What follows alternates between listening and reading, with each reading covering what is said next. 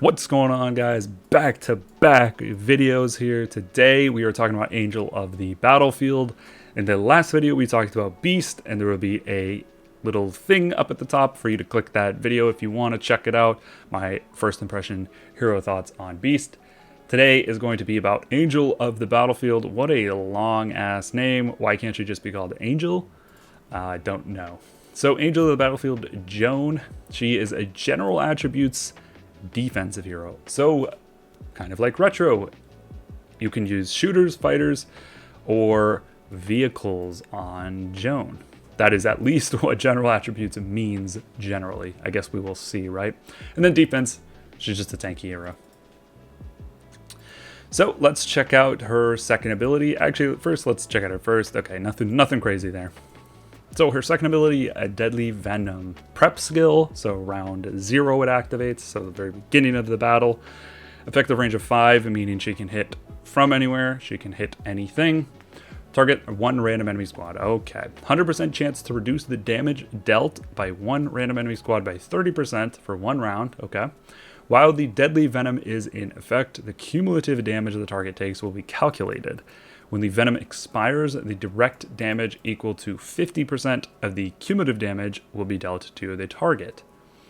Okay, so another direct damage thing, as I mentioned in the Beast video, but I'll mention again in case you haven't checked that out. Direct damage generally means pure damage or true damage in other games where it's not affected by things like damage reduction or resistance or anything like that. It's literally in the actual damage calculation.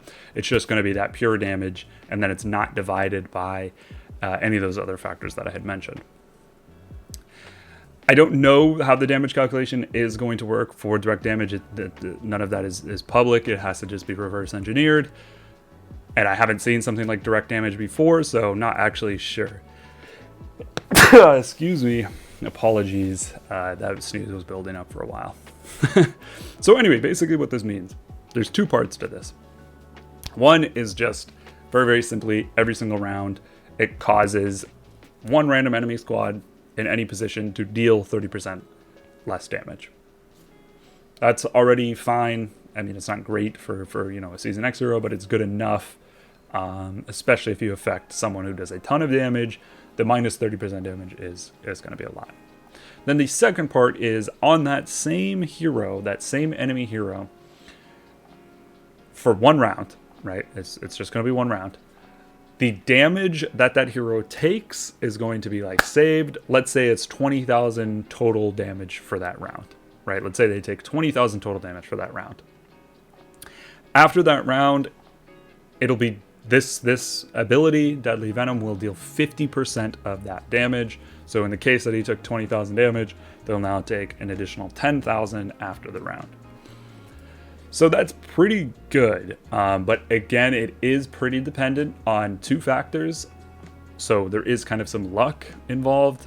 One is that you have, you've marked the correct hero, or like the hero who's going to take a lot of damage. In a lot of cases, that'll be like the front row hero.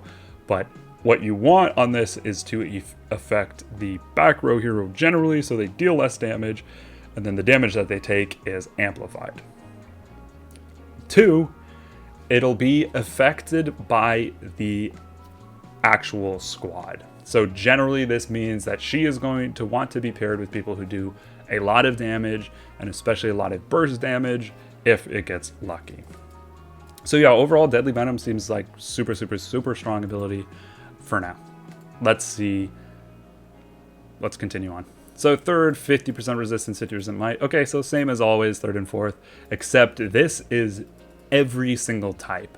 So if she's fighters, for example, and she's with like shooters and vehicles, everybody gets the 50% resistance. So this is really nice. It's the same as Retro, so nothing new here, but it is pretty cool.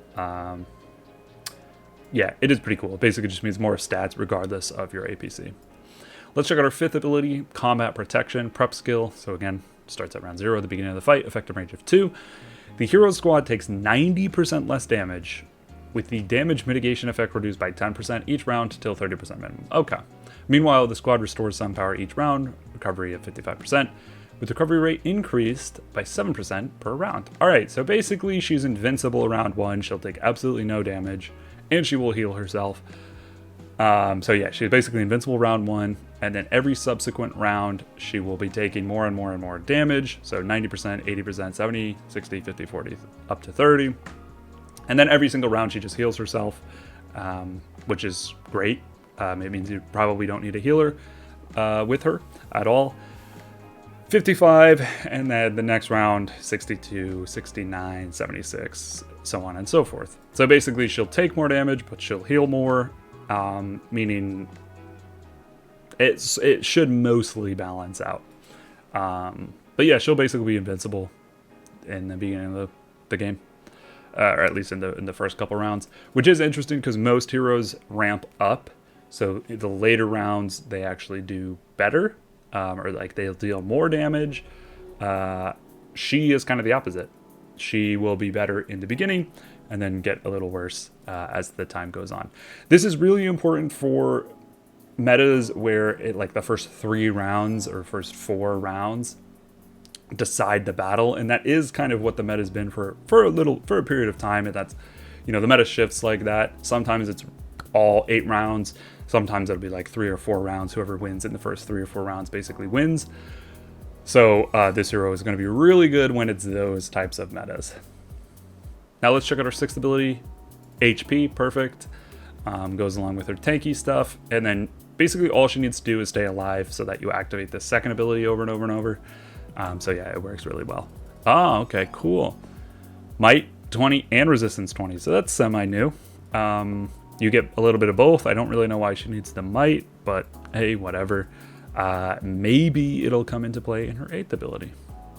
Otherwise, the might's like almost entirely useless in her 7th. In case you don't know, in case you're a newer viewer or something like that, the 7th ability only affects her squad. So it only affects her. The 3rd and 4th affect your formation, meaning all 3 squads. The 7th ability only affects Angel or Joan or whatever. But let's check out her 8th ability. Maybe we'll see some damage here, so that might has some effect. Mania Potion, prep skill, again, round 0, effective range of 2. Alright, charge +1 energy every time any of your squad casts combat skills. When the energy reaches 3, 2 other squads on your side will restore some power, meaning they get healed 80% and deal 40% more direct damage when they deal damage. Lasts 1 round. Alright, so this is pretty cool. So this is basically another combat skill hero like Scorpion, for example. When someone, any of the squad, including herself, mind you, when they cast a combat skill being a very important word, not prep, not status, but combat. When they cast a combat skill, she'll stack up. Once those stack up to 3, so when 3 combat skills are cast, basically the other 2 squads, discluding Angel, will get healed 80%, which is fine. It's not a huge heal, but it's definitely good enough, especially if you're reaching these 3 stacks every round. And they will deal, the 2 others, so not Angel, will then deal 45% more direct damage when they deal damage. So quite likely that's just 45% direct damage. It's not like multiplicative, but I guess we'll have to see, right? Well, we'll have to actually see put in practice, but on paper, it seems to me that it's just going to be 45% direct damage on top of whatever damage they already dealt. If it's multiplicative, 45% more direct damage, this could be huge if you stack her with heavy combat skill casting heroes. So, she is kind of confusing, right? She basically is like a full tank support, kind of. So yeah, she stacks this deadly venom, her 2nd ability. It basically it's a debuff to the enemy squad, causes them to deal less damage, and then for that whole round, whatever damage that they take, it's then amplified by 50%. So basically 150% damage for that squad. Her 5th ability basically just makes her invincible, and she heals herself And then her 8th ability is kind of the interesting one, where she heals the 2 other squads on her team whenever you stack 3 combat skills, and then the 2 other squads on your team will then deal 45% direct damage whenever they actually deal damage. So that's pretty good. It just total damage. It means auto attack damage, damage over time, or combat skill damage, which is why I'm assuming it's just a 45% flat direct damage. But that's actually still really, really good, especially if you have a hero that deals a lot of damage every round. So somebody like an auto attacker, if you auto attack a million times, that's just going to be more and more and more damage. However, you have to consider the fact that auto attackers generally don't use combat skills often. They don't regularly use combat skills. So yeah, the whole point of her is basically fitting her into the right combos. So we did forget to talk about the graphics, the looks. It looks like, yeah, she's kind of like a medic, which is essentially why she's called Angel of the Battlefield. I don't know. Her looks is all right, I guess. I wish she didn't have this weird helmet thing so you could see like her head, but it's fine. I have no complaints. I don't know what this could possibly be from. She just looks like a generic medic from some sci-fi video game. I don't really know. If she's from something, please let me know. But yeah, I don't know. Could just be from some generic character from any sci-fi series, or a game or movie or anything. So let's think about some combos that she could go well with. Again, it's anybody who generally casts a lot of skills. So the combos that you would have seen Scorpion in will likely just fit in the combos with Angel, including probably Scorpion. I assume Angel could work with Scorpion. I know Scorpion's kind of taken a huge step down in terms of strength, but I actually do see Angel and Scorpion working pretty well together. And then, yeah, the fact that she's like literally invincible is awesome. Coupled with Dawn, nobody would ever die. It just depends, would they do enough damage? Probably not. So you would need a very, very, very high damage character. Maybe Scorpion's enough. I'm not sure. Probably not. So, but that's definitely quite likely a combo. She will fit in the front row the majority of the time. So like Angel, Scorpion, Dawn, maybe something to consider. Who else casts a lot of skills? Does Hammer cast a lot of combat skills? Okay, so only 2 and not a whole lot, but I mean, kind of. He'll probably cast 12 or so combat skills per battle, which isn't bad. Let's check out Robust. Yeah, I don't think Robust does. Yeah, Robust just 8. So maybe Hammer, maybe Angel and Hammer, and then again like Dawn or somebody else. Let's see, Diver combat. Yeah, just 1. It is 100%, but that's not huge. Lust probably, yes, but I highly doubt Lust does enough. Does enough actual damage. Flare is 0, yeah, of course. Glowblade. Again, just 8. So yeah, I don't know. I most likely just the combos that you would see with Scorpion. So like, Lust is an obvious choice.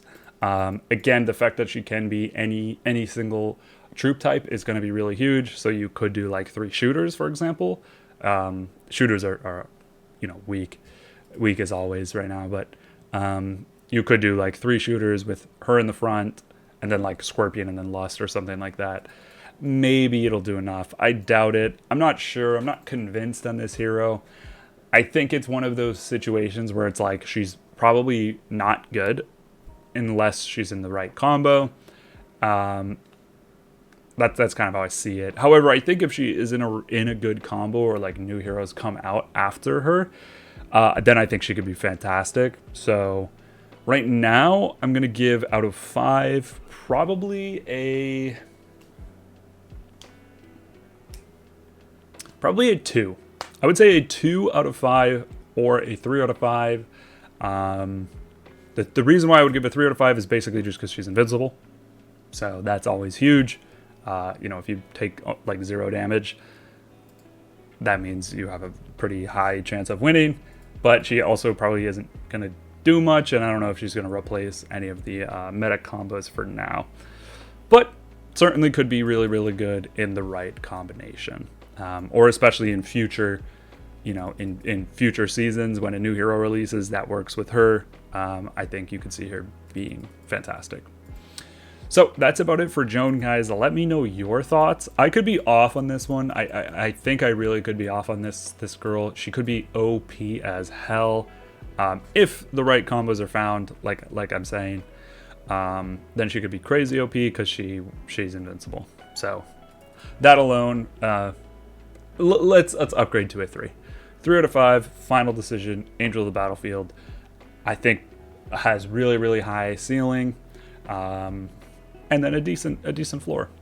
So yeah, that's about it, guys. Those are my thoughts on Angel. Let me know your thoughts, and let me know some combos that you guys think could go with Angel, because I think it could be interesting. There could be some heroes that I'm just completely forgetting about that could go well with Angel, and yeah, could see some fireworks with her. So alright, guys, that's about it. Thank you so much for watching. If you haven't checked out the Beast video, make sure to check that out. I will do a pool review on the Beast pool, and then a pool review on Angel, and hopefully this season I get the opportunity to test out these heroes on a live stream. So stay tuned as always, guys. I appreciate it super much. I've been busy. Hopefully y'all have. I'll catch y'all soon. Peace.